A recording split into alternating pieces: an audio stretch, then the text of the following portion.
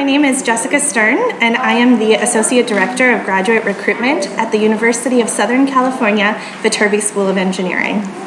And I'm Marisol Rios, and I'm the Director of Recruitment and Admissions at the USC Price School of Public Policy. We're here today to share some information with you about how to prepare for your graduate school application. It is a huge step to take to select a university that's right for you, and we want to help you through the process. So let's get started.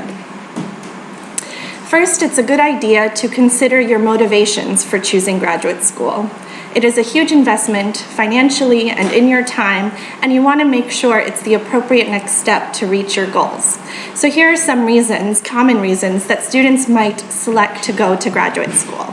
For one, it allows you to indulge into your intellectual curiosity. You might be curious and want to become an expert in a specific field, and graduate school is a great way to delve deeper into the area of study that you are most interested in. It allows you to master a specialized field of study. So you may already have the fundamentals of a particular subject, but you want to go deeper, get that area of expertise to allow you to achieve your academic or career goals. If you want to perhaps teach at the university level, graduate school is a must. It's a requirement in order to be qualified as a professor, and there are many other careers that would require that same background.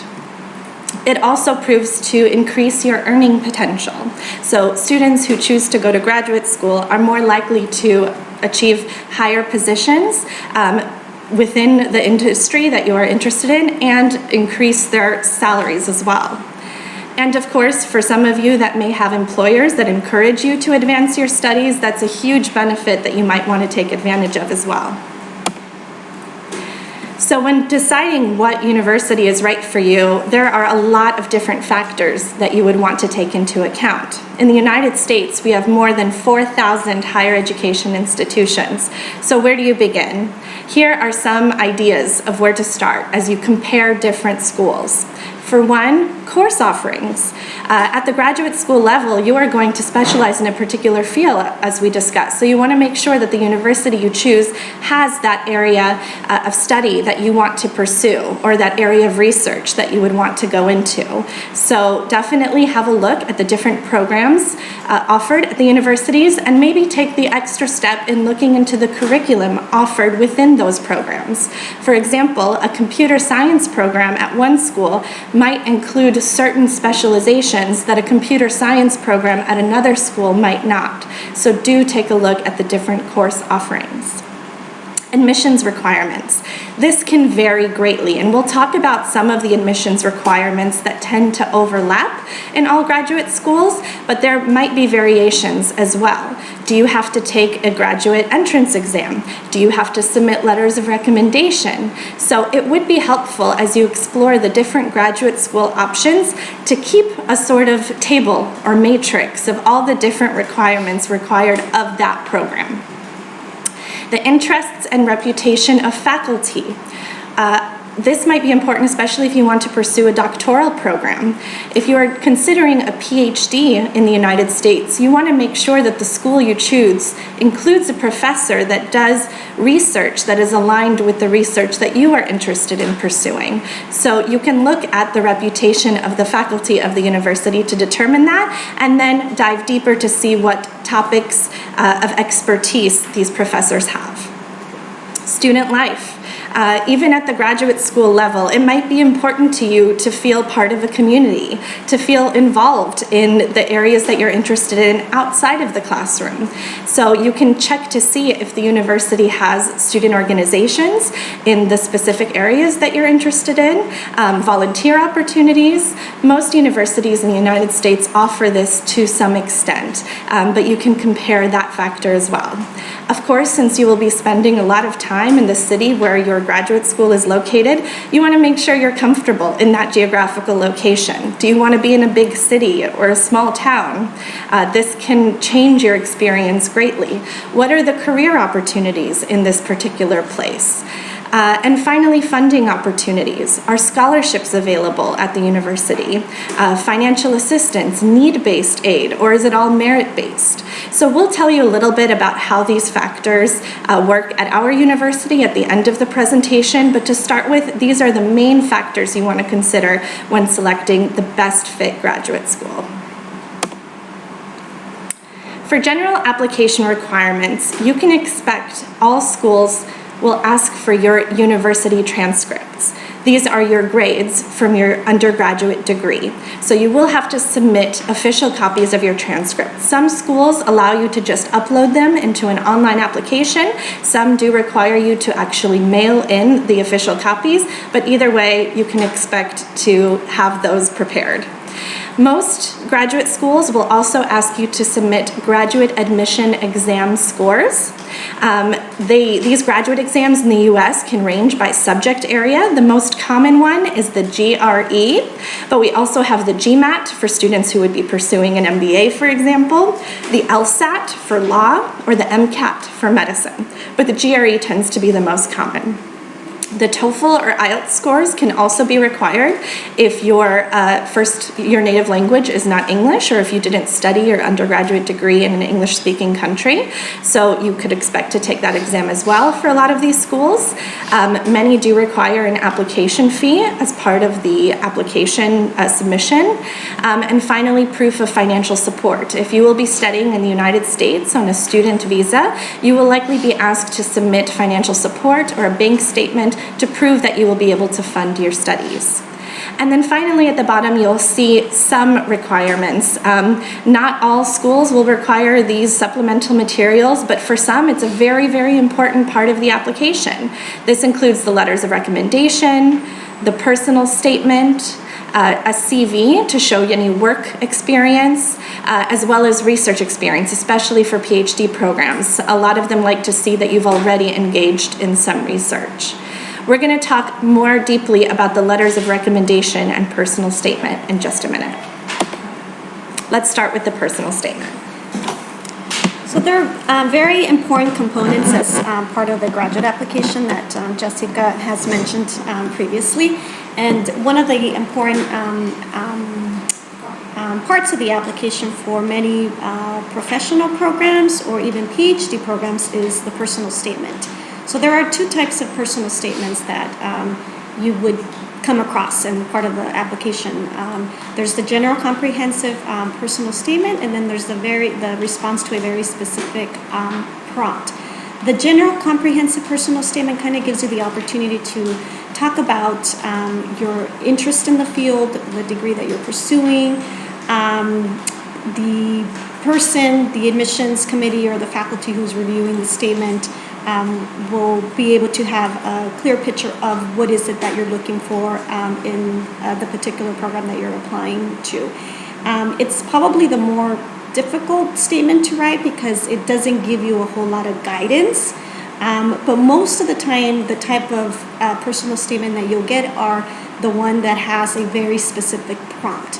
And I believe from what I've seen, most of the schools or academic programs do have a very specific prompt, and it makes it easier for the applicant to be able to answer the questions because they're very specific.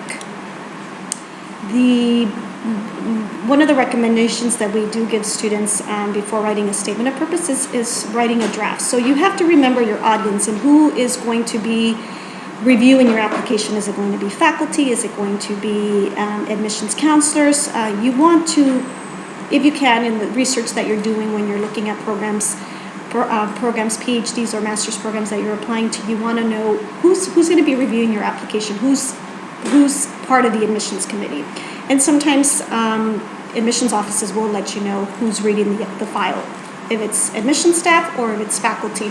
So that way you have an idea of who you want to, who you're writing your statement in regards to who's going to be reading your statement. Like Jessica mentioned, when you're researching the school and the program that you're applying to, you definitely want to make sure that you do know the school the strong points of the school, the research that the schools, the offerings that the school has before you write your statement, because that's one of the things that you do want to touch upon when you're writing your statement. And then turning your weaknesses into strengths. So you want to make sure that you address any weaknesses in your statement of purpose, but turn it into a strength. And I've usually give students the example of if you didn't do well maybe the first year of your undergraduate education or the second year, but maybe you switched your major, you want to address that in your statement of purpose. You don't want the committee to draw their own conclusions in regards to why you did poorly in maybe the first 2 years of your academic school year. So you want to make sure that you address that in your statement of purpose. And it can be brief. It doesn't have to be an entire page of explaining why you did poorly, and it's just an explanation, so that way the committee is aware of what happened and they don't draw their own conclusions. And then finally, create an outline before you're writing your statement of purpose. Some of the sample topics that will help you, or that you'll see that you can address in your personal statement or statement of purpose, is how did you become interested in the field? This is something I think at the undergrad level you might have taken courses, you might have been exposed to the specific field, you might have had an internship, so you want to talk about that. And the same goes with the kind of activities or experiences that you've had that have contributed towards the preparation for this field. And that can mean, again, an internship or activity, maybe volunteer work that you've done that has exposed you to this field that you're pursuing. And then what are your research interests?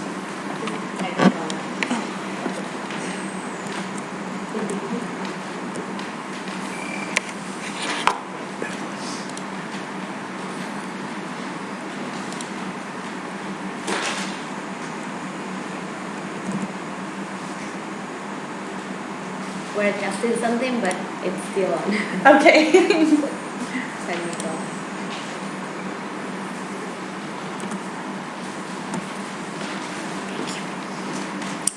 So the other part that you need, that another topic that you would address in your statement of purpose is the research interest. Especially if you're applying to a PhD program, this is very important that you do mention in your statement of purpose your research interest.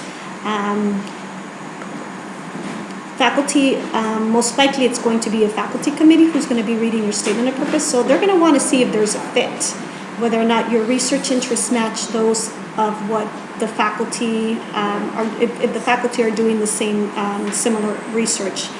So that's something that you definitely want to make sure that you address in your statement of purpose. And then again, faculty, that's part of the research. So if there's any faculty attached, if you've met faculty, if you've talked to certain faculty, if you've read some of their articles, their research, and more particular with a PhD program, you want to make sure that you do address and you do mention those faculty that you're interested in working with. And then finally, what attracts you most about the institution that you're applying to, and why are you a match to the program? And this is where, again, the faculty, your research interest, is there a match? At the graduate level for a master's program, it's probably not as important as it is for the PhD program, where there has to definitely be a fit. The committee is going to want to admit a student who they would be able to support, and that there is faculty resources. There's not a point in admitting somebody where the interests don't match. So this is where it's important, where the committee will want to see that there's a fit. At the graduate level, if you're attracted to the school for the master's programs because of the curriculum, because of the faculty, the research centers that are there in the curriculum, you definitely want to make sure that that is addressed in the statement of purpose, because then the committee will see that there is a fit, and you will be a good fit in the program. Beginning to end, the statement of purpose typically can be about 2 to 3 pages, and it really depends on the questions that are asked. But you definitely want to have an outline. Your opening paragraph should be about 4 to 6 sentences, and this is an opportunity for you to talk about yourself personally. If you want to share an experience, perhaps that, maybe as a young kid, if you were exposed to the area and you became interested, and that's usually how I see sometimes students opening their statements where they talk about a childhood experience that might have exposed them to the field that they're pursuing. Or, as you maybe change careers, that's something that you can talk about in the beginning of the opening paragraph. Your academic accomplishments, 5 to 7 sentences in this. Again, you can talk about the major, anything that you've done, any awards, anything that's related to the degree that you want to mention. And definitely if you've had research experience, especially for a PhD applicant, you definitely want to talk about the research experience that you have, in the undergrad or graduate years for the PhD student. And then there's some undergrad students that who have had the research experience. So you definitely want to mention that in the statement of purpose. And then your employment and volunteer experiences, so you can mention that as well in your statement of purpose. And then your future plans and why are you a good fit are very important. So you definitely want to make sure that you do mention that. And at the end, just a piece of advice, you are probably applying to multiple programs in schools. You want to make sure that your statement is proofread and that you make sure that you might be using the same statement to apply to 5, 7 other schools. So you want to make sure that you are addressing the correct institution in your statement of purpose. Because I've seen many times where students submit a statement and it's addressed to another institution. So you want to that's a big mistake that a lot of students make. So you definitely want to make sure that you do have somebody proofread your statement and you're addressing the right institution in your statement of purpose that you submit. Letters of recommendation for a master's program, you can submit, most of the graduate programs will require you to submit an academic or professional, and it really depends on where are you at. If you're a recent student who's coming straight from undergrad into a master's program, most definitely you want to see, the committee would want to see academic letters of recommendation. If you're somebody who's been out in the field working, who's had maybe 3 years of professional work experience, you definitely want to have a professional letter of recommendation. So it really depends on where you're at in your life, where we would want to see. There's times where students apply 5, 8 years later, and it's really difficult for them to get letters of recommendation, and that's fine. We will take the professional letters in lieu, and you need to find that out from the programs that you're applying to. Everybody has different requirements, so you want to make sure that that is going to be okay. You want to make sure that your recommender is familiar with your statement of purpose. Oftentimes they might ask you for a copy of your statement of purpose, just to kind of refresh, maybe if you haven't had any communication with them in a while, just for them to remember you. They are going to want to see why you're applying to this particular program or school. You want to at least know your recommender for a year or more. It's best that they really get to know you. We don't want to see generic letters of recommendation.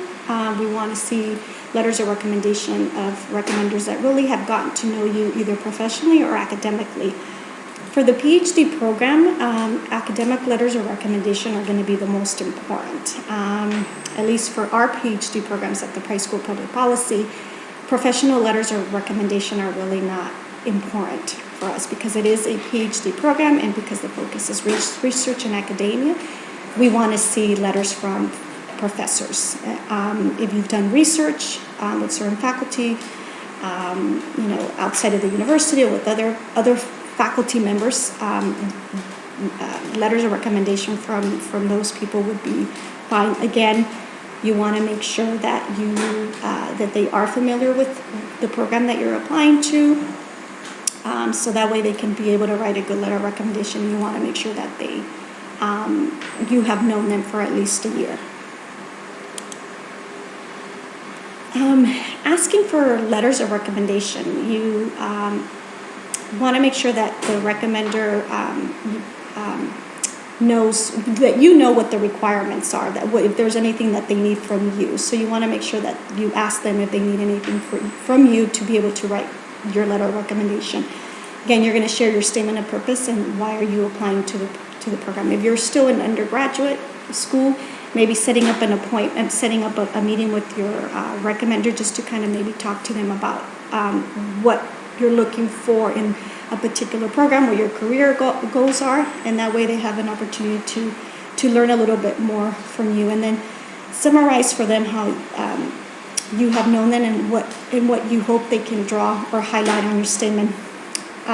Some recommenders might ask you to draft a letter of recommendation. I've heard this from applicants, where the recommender will ask the applicant to draft the letter of recommendation, and then they will go ahead and look at it, and it gives you the opportunity for you to be able to highlight what you want them to show that, and especially if you've had them, if you've built a relationship with them. And faculty are busy. Sometimes they don't have enough time to write letters of recommendation. They might be writing 30, 40 letters of recommendation for other students. So helping them out is great. And I would recommend, if you are still in school, to start building those relationships with the faculty early on. So that way it's easier for them to be able to write the letter when you do ask them for a letter of recommendation. It's very helpful. The GRE is the most common graduate, it's the most standardized test for most of the programs. It's required for admissions for most graduate programs, unless you're applying to the business program or the medical school. The other tests, the GMAT and the MCAT, are required, but most of the schools will require the GRE, the general test. There are 3 sections to the GRE. There's the quantitative, verbal, and analytical writing. The sections, depending on the program that you're applying, some programs, some fields might put more focus on the quantitative section or the verbal section. For example, the School of Engineering at USC might put more emphasis on the quantitative section versus the Price School of Public Policy. Some programs will put more emphasis on the verbal part of the application of the GRE exam. Analytical writing, it really depends on the school. At the Price School of Public Policy, we do look at the score, but it kind of helps outweigh maybe a lower verbal score that a student might have received. We kind of take that into consideration. So it's important when you are applying to different programs to find out if they put more emphasis in one section or the other. Some schools might average out if you take the test more than once. Some schools might average out the test scores if you take it multiple times. Some schools might take the best score of each section. And at USC, if you take the test more than once, USC will take the best score of each section. And you're not penalized for it. So if you take it the first time and you do well on the quantitative, but you don't score well on the verbal, you decide to take it a second time and you don't put as much focus on the quantitative, but focus your time on the verbal, and you score better on the verbal, we'll take the verbal from the second test, and we'll take the quantitative from the first test. So that's at USC, at the University of Southern California. There's other schools, other universities who might have different requirements. So you definitely want to make sure that you do the research if you're planning on retaking the GRE, and making sure that the institution, college, is not going to penalize you for retaking it. The CBT test, you can take the CBT at least 1 month, and the BBT at least 2 months before the earliest application deadline. You want to make sure that you do give yourself enough time for the university to receive your test scores, because you definitely don't want to miss scholarship deadlines and application deadlines, so you want to make sure that you do keep that in mind. Competitive scores vary greatly from school to school, and even program to program within the same school. So, for example, at the USC Price School of Public Policy, we have various master's programs, and some of the programs require, like I mentioned earlier, might require students to have competitive quantitative scores versus the verbal. So it really depends, and that's, again, you definitely want to do the research before you apply, to make sure that you do have that understanding of the different requirements from all the schools.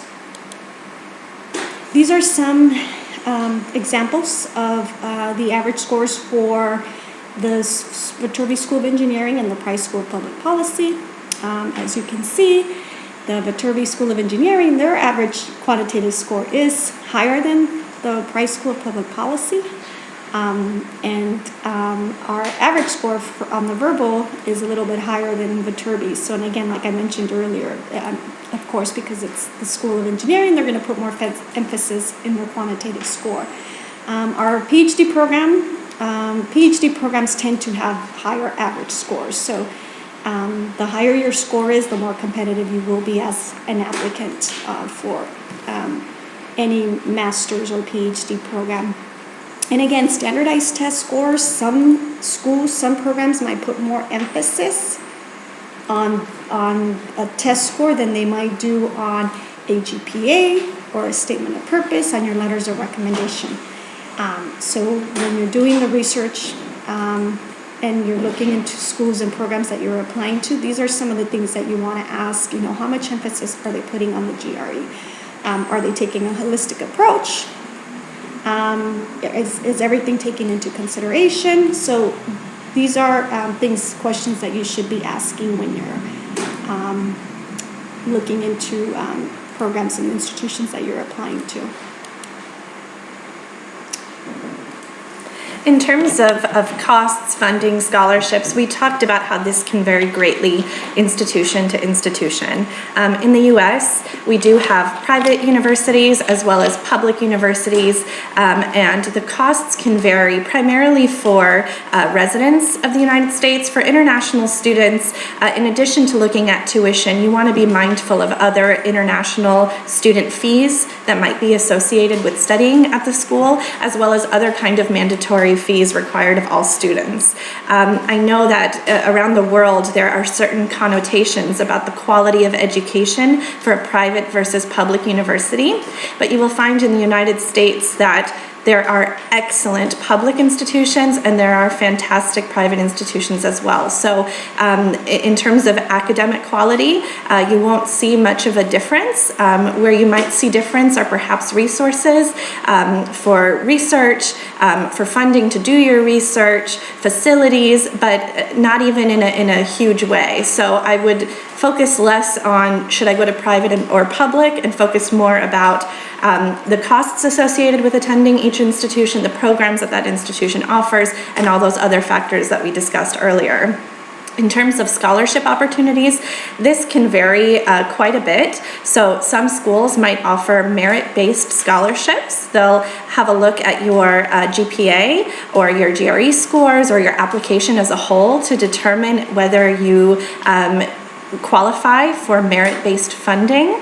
Some might offer need-based, meaning you show that you have a financial need, and they might be able to offer scholarships based on that, and there could be a separate application process. Some schools, including the Viterbi School of Engineering, just requires that you submit your application by an earlier deadline to qualify for merit-based funding. So you definitely want to have a look at the school's process for qualifying and applying to the scholarships, as it can vary.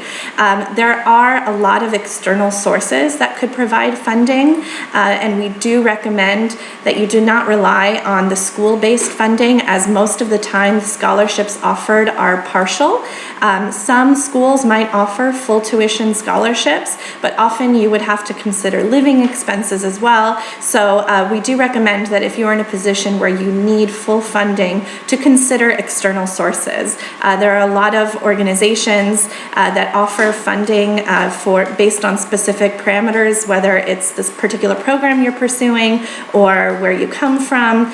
So definitely do your research. We do have resources available on our website as well. Of course, there's government-based funding. Depending on where you come from, there might be scholarships that you qualify for, such as Fulbright, and our institutions can work together with these government organizations to supplement that funding as well. We'll get into that a little bit later. Other sources of funding of your education can come from actually working on campus. So if you are coming as an F1 international student to the United States, you could qualify for on-campus jobs. The availability of these jobs can vary by the university, but if you are able to find jobs, you can work up to 20 hours per week during the school year. And this can be, working as administrative support or working as many different kinds of positions at a bookstore, in the office, again, wide range. There's also teaching and research assistantships. In some cases, research and teaching assistantships are reserved for PhD students. In other schools, master students could qualify for this as well.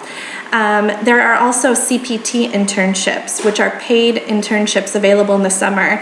We have this for the engineering school, and many of those jobs have competitive salaries. Again, these are not positions that you would necessarily want to rely on to fund all of your studies, but it could definitely assist. And a fun fact, as you can see on the bottom of the slide, is that some PhD programs fully fund their students. This does happen to be the case at the School of Engineering at USC, where students are fully funded. They are covered in terms of their tuition, they're given a stipend for their living expenses, and a health benefits package. So those opportunities do exist, you just have to find them. Now we're going to spend a few minutes talking about our specific institution, the University of Southern California. USC is a private research university. It is the oldest and largest private research university in the Western United States. We are quite large. We have more than 40,000 students at our school, and we are split in 21 academic schools and divisions. So in addition to the School of Engineering and the School of Public Policy, there's the School of Business, of Architecture, of Cinema. We have the Letters, Arts, and Sciences School, which comprises of many, many different liberal arts and sciences fields. So 21 to explore within our university. That's what we mean when we say we are comprehensive. We have a very diverse student population. We have students from virtually every state in more than 100 countries around the world. And this also speaks to our very, very large alumni base. We have more than 375,000 alumni or former students worldwide. And this is something we take a lot of pride in, and we hold very dear to our heart, because we believe that alumni can be key in helping you achieve your career goals, or also just to feel part of a larger community. We take this very seriously at USC, and we hope one day you can be part of that family as well. We are located in Los Angeles, which we'll get into a little bit more a bit later, but Los Angeles is a global hub for many, many different industries, and so the students can definitely take advantage of a city like that while studying at our school. The School of USC Price School of Public Policy is ranked number 3 in the U.S. and World report. We are one of the oldest schools in public affairs in the West Coast. We are celebrating our 90th anniversary this year in public administration, which is the degree that the school in 1920, I believe, if I count you right. Was when it first opened, and in 1999 the School of Public Policy, the School of Public Administration and the School of Urban Planning merged and became the School of Policy Planning and Development, and about maybe 7-8 years ago we received a endowment to name the school Price School of Public Policy, and it became what we call now the Price School of Public Policy. In our recent rankings for 2019, our specialty rankings, we ranked number 1 in urban policy, number 3 in health policy and management, 3 in homeland national security, 4 in local government management, 4 in public management and leadership, and number 6 in public policy analysis. So these are our main areas that we have been highly ranked in the World News, U.S. News and World Report. We are a very comprehensive school that we offer different degrees of various disciplines, We do take the theoretical and the practical approach, so the students have the opportunity to put knowledge into action in the degree programs that we offer. In the degrees, academic programs that we offer within the Price School of Public Policy is the Master's in Urban Planning, Real Estate Development, Public Policy Data Science, which is a joint degree with the Viterbi School of Engineering that we launched last year. The Master's in Public Administration, a Master's in Nonprofit Leadership and Management, Health Policy Management, and we do have a professional doctorate program and 2 PhD programs, and we do offer executive programs. And we also offer various 2 degrees. If you have an interest in maybe doing 2 master's programs, there are opportunities for students to do master's program. Most of our master's programs are 2-year master's programs full-time. Between 44 and 48 units. Most of our programs do not require work experience, with the exception of our executive programs and the Master's in Real Estate Development. Most of them, we do accept students coming straight in from an undergrad degree into the master's program. Most of our master's programs do have a capstone practicum component, which again will give the students the opportunity to put the practice, the theory into practice and what they've learned throughout the 2 years in the program. So it gives them the opportunity to work with real clients at the end. And that's for the most part with most of our master's programs, and it gives you that opportunity. There is also the opportunity for students to be able to take courses within some of our other master's programs. If you have an interest, say for example, if you're a master's in urban planning but have an interest in public policy, you can take electives within the master's in public policy. And one of the nice things about being in a research university that you have access to other academic programs and fields. So if you do have an interest in taking courses even outside of the Price School of Public Policy, you do have the opportunity to explore within some of the other academic programs at USC. The Price students, we're a very small professional school within USC. We have a little over 2,000 students, 15% from foreign countries, representing 49 countries and regions. 52% of our student population are female. 43% are from outside of California, representing 43 different states within the U.S. Admissions requirements for the Price School, and for the most part, the deadlines are going to be what you might find different with different academic programs that you're applying, especially even within USC. The Viterbi School of Engineering might have different deadlines are different from ours, so that's something that you definitely want to keep in mind when you're applying, is making sure that you do keep a list of the programs that you're applying and their application deadlines, because they do vary. Most of the time, the deadlines will be in early December, maybe early January, so you want to make sure that you do keep the deadlines in mind when you're applying to the different programs. The admissions requirements for the Price School, there is a graduate application fee of $90. We do require official transcripts, original along with an English translation. So if you are an international student, you do have to submit official transcripts along with the English translation. And you do, like Jessica mentioned, you could upload your unofficial documents through the online application system. GRE or GMAT scores, it varies by program. Some of our programs at the Price School only require, you could only submit a GRE. Some of our other programs, you can submit a GMAT. So it's important for you to take into consideration when you're taking the test and preparing which one you're going to be taking.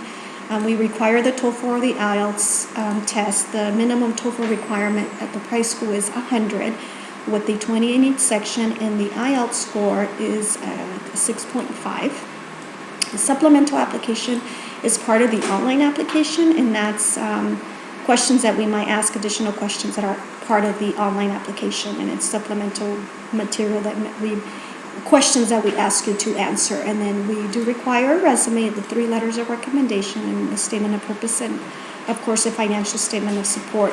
The financial statement of support, some schools might require you to submit it prior to the decision, or some of them might be okay with moving forward with the decision without a financial statement. So you definitely want to make sure when you're applying that you find out from the program that you're applying to whether or not a financial statement is required before a decision is made.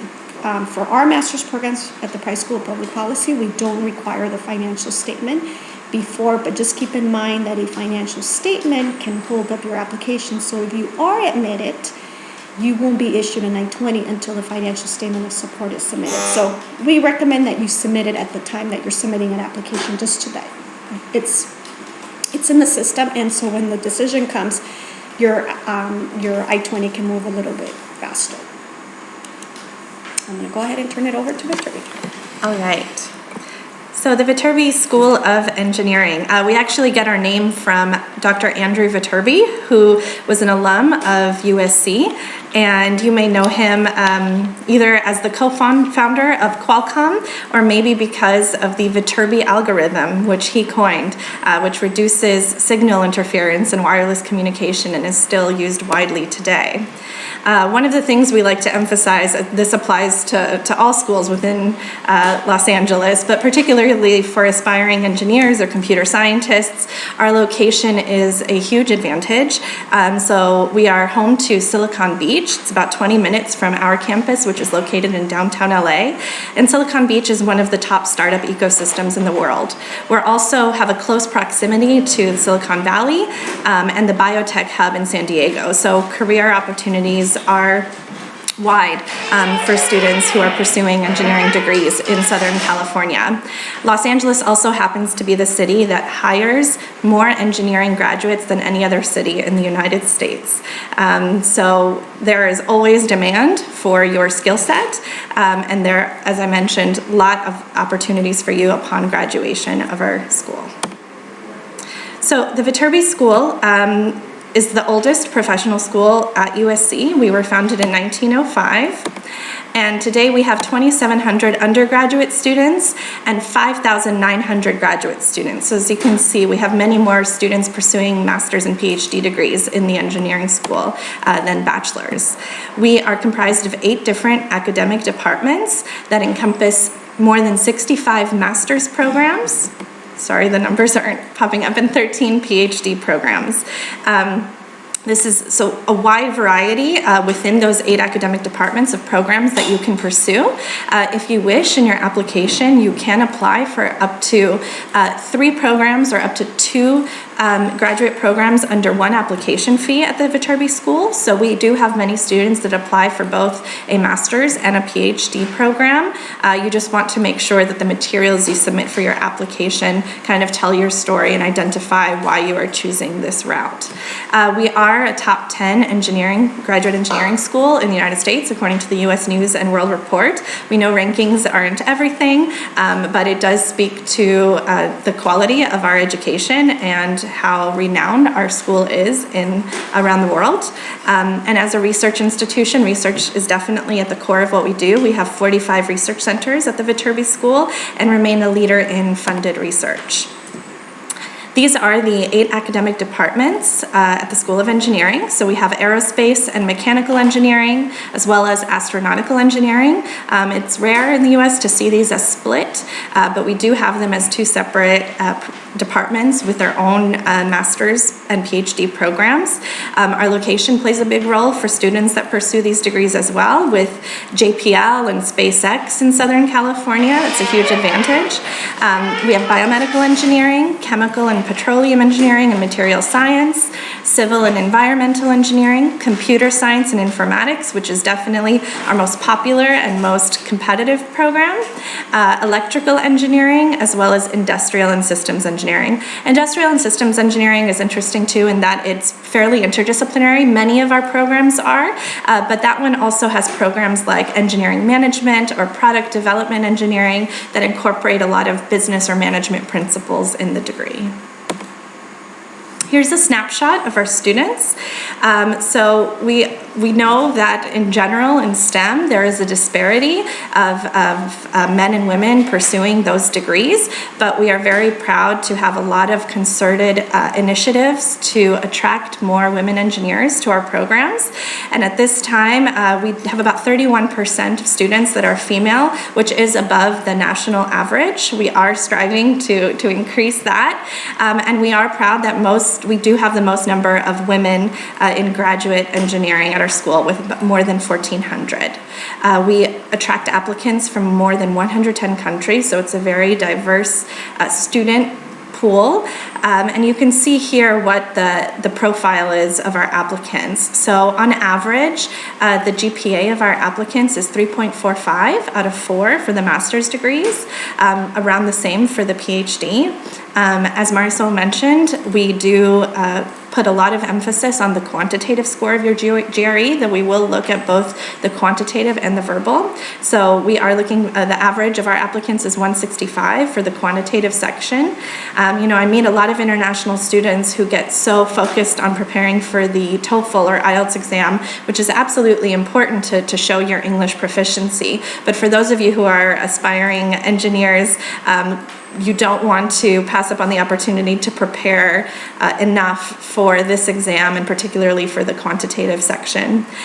In the case of the School of Engineering, we actually do not have minimum scores. We don't have minimum scores for the TOEFL or IELTS. If you do get a 90 on the TOEFL with 20 in each band, or 6.5 on the IELTS, you could place out of English classes that you would take concurrently with your degree. Otherwise, students who score below that and are still academically admissible would have to take additional language courses. Here are the application requirements for our master's degree. So we need to see a relevant academic background. So we're looking for students with bachelor's degrees in engineering or computer science, math, or a hard science like chemistry, physics, or biology. We do have some programs that do attract students who don't necessarily fall into what's listed here. For example, our applied data science programs, or many of our specialized data science programs, will accept students in the social sciences and other fields. So please just double check the specific requirements of the program that you're interested in. You will have to submit an online application along with a $90 application fee that does cover up to 2 programs. We do require the GRE general exam and official transcripts to see your GPA, which can also be uploaded through the online application. Most of our programs, if not all, require the CV, although work experience is not necessarily required for our programs.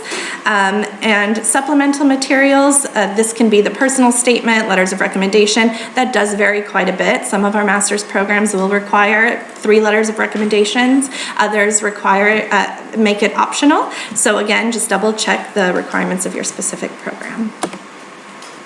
For those of you interested in doing research and are highly committed to that and want to pursue a PhD, we do offer, I mentioned, 13 PhD programs. It generally takes 5 to 6 years on average to complete, and we do fully fund our doctoral students. Unlike the master's programs where the application is reviewed by an admissions team, the faculty are the ones actually reviewing your application for a PhD. So we both emphasize the importance of identifying faculty that are doing research in the area that you want to pursue. These are the very people that are reviewing your application to double check and make sure that you are a match for the school. So something to keep in mind as you prepare your PhD application. For PhD students who are fully funded, those are their funding opportunities. We aim to fully fund all of our PhD students, but on the master's side, students have the opportunity to apply for merit-based scholarships.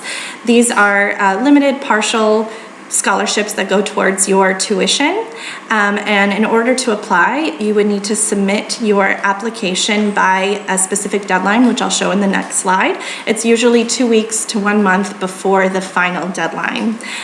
For that deadline, you need to submit a complete online application, but supplemental materials and official test scores can actually arrive by the final deadline. So in terms of the scholarships we offer at the Viterbi School, we have the Dean's Master's Scholarships. I mentioned partial tuition only, and that's for full-time on-campus students. It can range from $5,000 to $20,000, and they're open to all U.S. and international students. For those of you who might be a Fulbright Scholar or interested in becoming a Fulbright Scholar, we do have an agreement where we will supplement the funding you receive to assist with your studies at the USC Viterbi School. We have a standard agreement in place that covers 4 units of tuition, but with specific centers, including in Argentina, we do work on a case-by-case basis to provide more funding as needed. We also offer endowed scholarships. These are scholarships that are provided to us thanks to the support of various donors, and they can range in terms of eligibility requirements. So we have some that are specific to students pursuing programs like petroleum engineering or chemical engineering or material science, and then we have some that are specific to students of particular countries. So you can check our website to see all the different opportunities available for scholarships. And then here's a look at our deadlines. So we do have fall and spring intakes. Spring intake has a deadline of September 15th. The scholarship deadline just passed for that. And then our most common intake is the fall, which begins in September. And to apply for a program, let's say in September 2020, you would want to submit your application by January of that year. If you want to be considered for a scholarship, you submit by December. And then for PhD, we only have 1 intake, and that's in the fall, and it has the same deadline of December 15th, only 1 deadline for PhD. That concludes our presentation. We hope very much that you found it useful as you prepare for graduate school in the United States. If you are interested in learning more about our university in particular, you're welcome to take a virtual tour in the link listed on this slide, or contact one of us to learn more about the specific disciplines we represent. We hope very much to meet you one day and answer any questions you might have about studying in the United States. You want to add anything? Thank you. Well, just one thing that I did not mention in my part of the presentation for the Price School of Public Policy, we do award Dean's Merit Scholarships, and they're awarded based on merit. We do award up to half tuition scholarships to our international students if you're competitive. In the past, we've had various students receive funding from us, again, partial half tuition scholarships. So those are available to our students at the master's level. At the PhD level, we do award fellowships, scholarships to our students. They get full funded from the school, from the Price School. They're fully funded for 4 years with the stipend of $30,000 a year. I believe that's what the stipend is university-wide, and we are offering the $30K per year for the 4 years. If a student takes a little bit longer, the average duration of the program of a PhD is about 4 to 5 years. If a student takes a little longer than it takes an additional year, usually there's funding already coming in. If a student's already doing a research or teaching assistant, so there is funding that's coming through the student in the last year. But we do cover the health benefits and the 4 years of tuition for the 4 years, and again the stipend for the 4 years of $30K. Thank you for your time, and again, like Jessica said, if you have any questions, please feel free to reach out to us with any questions that you may have about our particular programs. Thank you.